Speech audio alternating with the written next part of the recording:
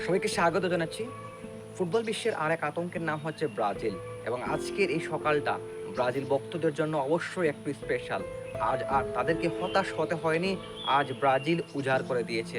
Copa আমেরিকার নিজেদের প্রথম ম্যাচে ব্রাজিল কোস্টারিকার এগেনস্টে যে ব্যর্থতার মধ্যে ছিল, যেখান থেকে তারা গোল আদায় করতে ব্যর্থ হয়েছিল, ঠিক সেখান থেকেই আজ ৪টি গোল আদায় করে সেই পাওনাটুকু একদম পুষিয়ে দিয়েছে। সেই পাওনাটুকু যেন সুদে আসলে মিলিয়ে আজ বড় একটা স্কোর করতে সক্ষম হয়েছে। ৪-১ গোলের বড় জয় নিয়ে অবশেষে কোপা আমেরিকার নিজেদের অবস্থানটা বেশ পাকাপোক্ত করেছে ব্রাজিল।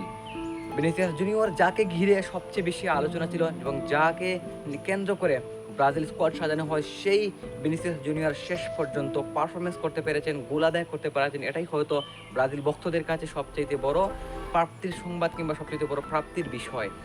এবং ভিনিসিয়াস জুনিয়র ২টি গোল আদায় করে দলের গুরুত্বপূর্ণ জয়ে গুরুত্বপূর্ণ ভূমিকা পালন করেছেন এবং শেষ ম্যাচে দেখা যাক ব্রাজিল ভালো পারফরমেন্স করতে পারে কিনা কলম্বিয়ার এগেনস্টে এবং তাদের নকআউট পর্ব নিশ্চিত করতে পারে কিনা। যদিও ড্র করতে পারলেই হয়তো বা নকআউট পর্ব নিশ্চিত হয়ে যাবে। দেখা যাক শেষ পর্যন্ত ব্রাজিল সেই কাজের কাজটি করতে পারে কিনা।